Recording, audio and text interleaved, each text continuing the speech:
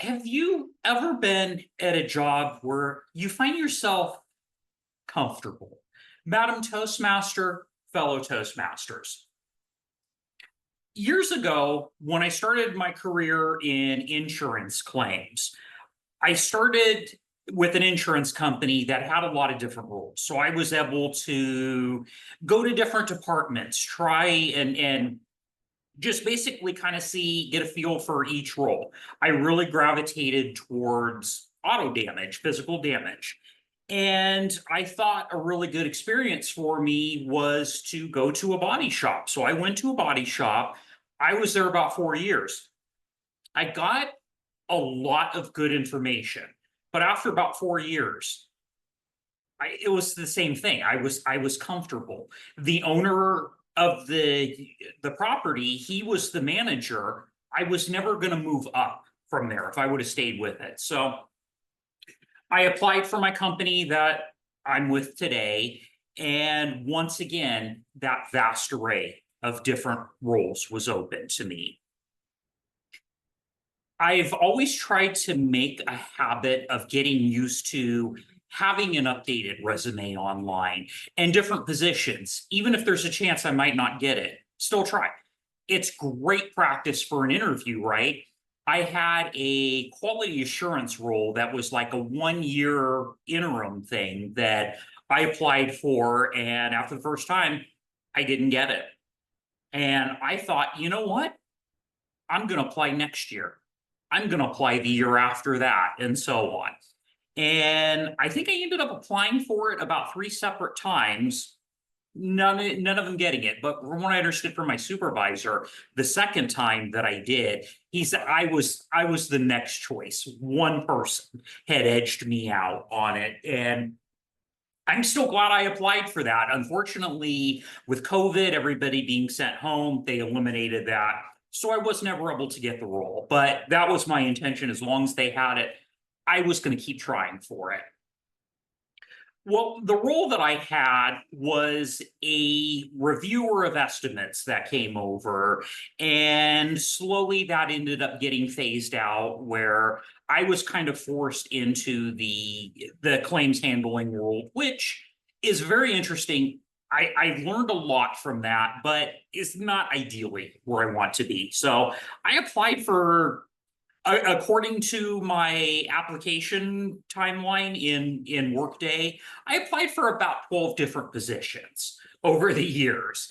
And obviously, most of them I didn't get, but every single one, regardless of if I'm hired or not, I would love feedback on it. And for a couple years, I did intake, which was brand new claims that were filed. The nice thing was I didn't have to keep the claims. I would basically just get them in, take the first notice of loss, work whatever I can, and then pass it off to whoever the actual file handler was. I got comfortable with that, and I wanted a challenge. So I applied for a fire and theft team. I got it, and I got the challenge that I was in. In fact, there were some times I didn't know last year how I would make it through. I was thrown so much overtime, and I felt like I had to work it even just to get within a stone's throw of catching up. I'd actually gotten written up at one point, and I was upset by that because I thought I'm a great employee. I work as hard as I can.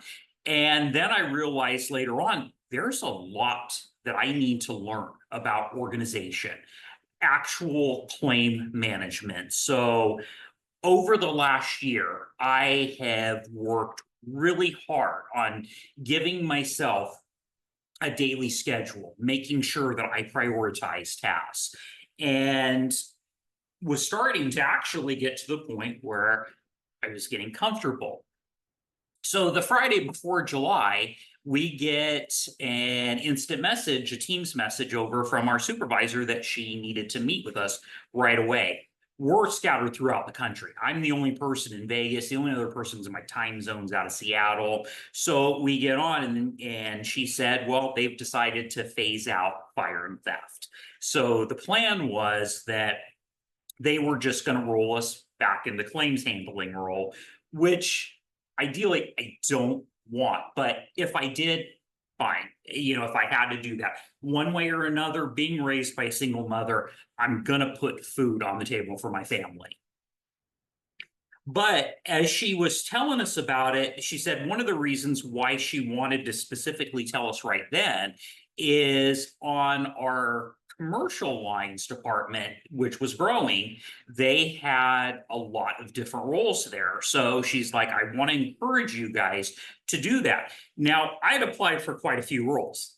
I was aware of how that worked. So while she was on the line with us for an hour showing basically us how to go in, I had already applied to 4 by the time I got off. And I thought, you know what, I'm going to try it. Even if I don't get either one of those 4, I'm still going to get that claims. At least I'm not losing my job. And so I immediately, the following Tuesday, got a message reach out to me that the total loss position I had applied for got, they wanted to interview that. So part of my Toastmasters training kicked in, and is what I usually do for interview preparation. The first thing I do is I Google the best tips as far as like what questions to ask you, because you know on every single interview they're going to ask you one. How do you deal with a conflict? How do you deal with priorities? And while I had some of my coworkers who were all applying for pretty much the same positions, were telling me, oh, I was so nervous, I don't think it went well. I didn't tell them how I felt like mine went, because I thought I nailed it on it. I felt so good afterwards. And that was my first one. Well, the person who interviewed me was the total loss department. And then the other person was part of the damage appraiser department. I actually wanted to be a damage appraiser. I want to write estimates again. It's been 5 years. I'm really rusty at that. I would be more than happy to take the total loss rep. I think that would be an interesting role. I think I would learn a lot. I ended up getting the damage appraiser spot that I wanted. They reached out to me, offered that. I have never gotten a job before that I applied and interviewed to another job. But I get the feeling like the guy with the damage appraiser side, I think he stole me from the total loss department, because I was so confident.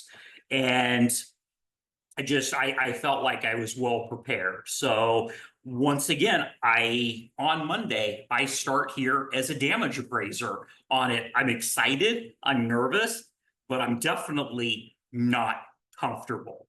And I look forward to being as successful as I can in that role. So I encourage each of you, get uncomfortable, Madam Toastmaster.